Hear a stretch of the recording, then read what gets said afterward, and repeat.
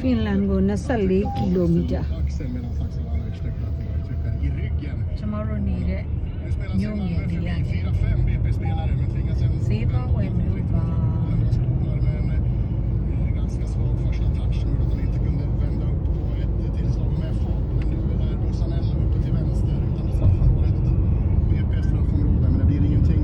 နေရာဒီရှုခင်လေး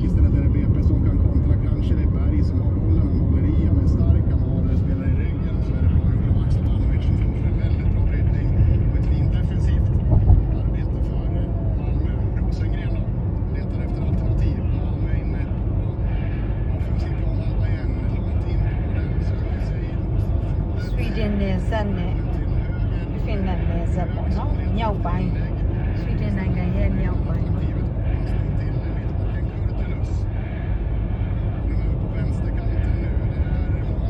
ီနေ့ကတော့မိုးရီအုပ်နေတယ်မနေ့ကတော့တနေ့ကုန်နေစပယ်နေသားတယ်ဒီနေ့တော့မိုးရိပ်တွေရှိတယ်ညနေပိုင်းနောက်ဆိုရင်တော့မိုးရွာမယ်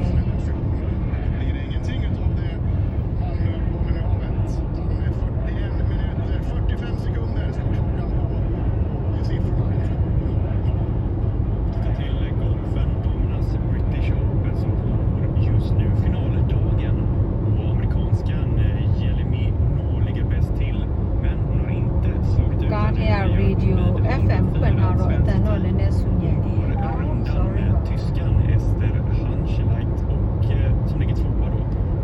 ကတနင်္ဂနွေဆိုတော့ကားတွေတော်တော်ရှင်းပါတယ်ယူရိုကန်ကတ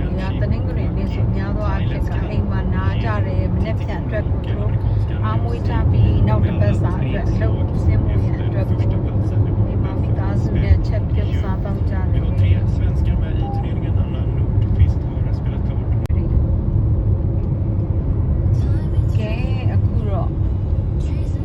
လမ်းစုံရောက်လို့ရှိရင်တရားတစ်ခုရှိရဲ့အဲတရားပြီးရင်ဟိုဘက်ကကတော့ဖင်လန်ကမ်းဖြစ်ပါပြီအခုဒီဘက်ကကျတော့ဆွီဒင်မှာအခုဒီကနေတို့ကပွင့်ပြီအရှိရတရားဒါအခုနေဆက်ပေါ့နော်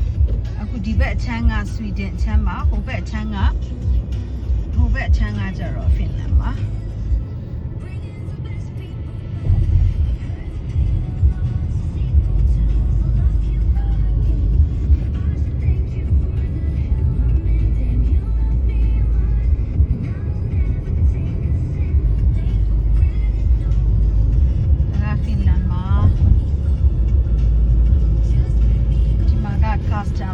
ပေါ့နော် custom နေထိုင်နေညဒါပေမဲ့ဒီမှာရှိလို့ရှိရင်ဒါပေမဲ့အခုနောက်ပိုင်းစစ်ဆေးမှုတွေတိတ်မလုပ်တော့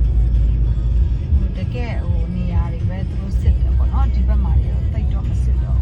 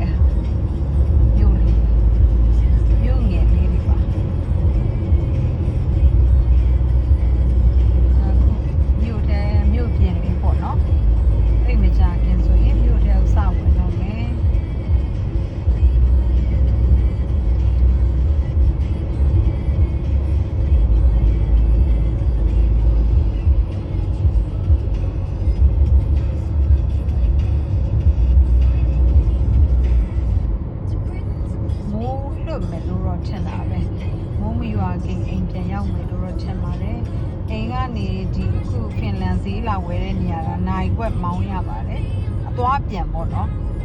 အသွားပြန်တော့မဟုတ်ဘူးအသွားကိုပေါ့အသွားပြန်ဆိုတနာရီပေါ့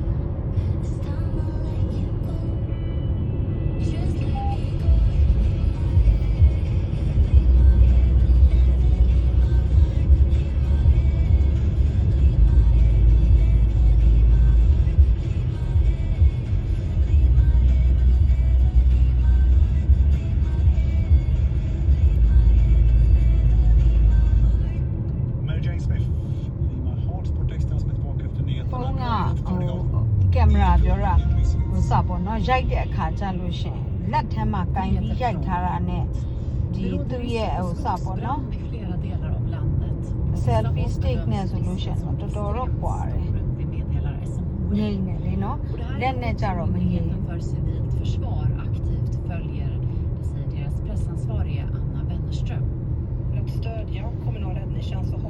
ှာအပင်ပတ်ဝန်းကျင်ထိမ့်သိမ်းရေးအရန်ကောင်းကြတယ်ဘယ်လိုပြောမလဲအပင်တွေခုတ်တာတွေစမရှိပေါ့နော်ရှိပေမဲ့လည်းသူတို့ကဒီလို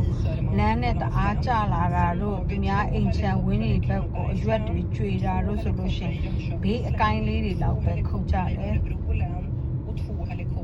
မသိတော့တောနဲ့တူရနော်ဒါပေမဲ့စိမ့်စိမ့်ဆူဆူနဲ့ကြည့်လို့တော့ကောင်းပါတယ်နေရာလေးဆိုလို့ရှိရင်ပေါ့နော်ဆောင်းတွင်းဆိုရင်တော့နှင်းတော်တွေပဲနှင်းတွေကိုထူပိတ်ဒီမြို့လည်းတော်တော်လေးကိုအေးရဲ့အထက်မှာပါတယ်ဖင်လန်ထဲမှာဆိုရင် Under söndagen är ju risken för skogsbränder mellersta Sverige och det här varma och torra och ဒီရဟာတွေကြတော့အိမ်တွေကဟိုဘယ်လိုပြောမလဲအိမ်အမြင့်နေမရှိဘူးပေါ့နော်အဲ့လိုလုံးချင်းအိမ်တို့ဒီလိုရှင်တိုက်ခန်းဆိုလို့ရှင်လည်း3ထပ်ဆိုတာအမြင့်ဆုံးပဲ2ထပ်3ထပ်ဒါပေမဲ့ဟိုတကယ်မြို့ကြီးတို့မြို့တော်ကြီးတို့မျိုးဆိုလို့ရှင်တော့8ထပ်12ထပ်လောက်ထိတော့ရှိတယ်12ထပ်15ထပ်လောက်ရှိမှတယ် Boverket ska ta fram en nationell modell för ungdomslägenheter där fler små och prisvärda hyresrätter အခုဒီ radio မှာဖွင့်ထားတဲ့ FM radio ကအတန်က Sweden ပေါ့နော် Swedish တွေရဲ့သူတို့ရဲ့စကား på djurparken Nordens Ark i Sotenäs har avlivats efter att ha skadats svårt. Mats Högren är VD på Nordens Ark. Onsdags sen eftermiddag så Dålig och morig på ett larm från våra gäster om att två leopardhannar i varsitt hägn men intilliggande varandra hade fått kontakt med varandra police station. i en glipa i Shira police ka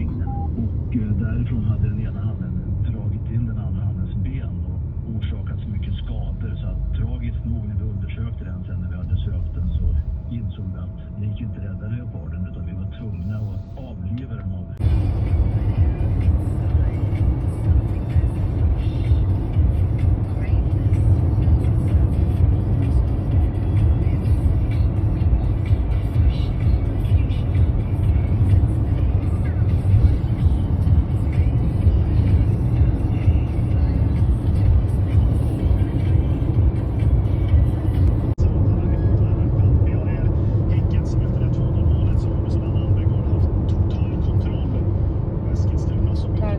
ကျမတို့နေတဲ့မြို့နယ်လေးကိုပြန်ဝင်လာပါပြီ။ဖင်လန်ဘက်ကနေပြန်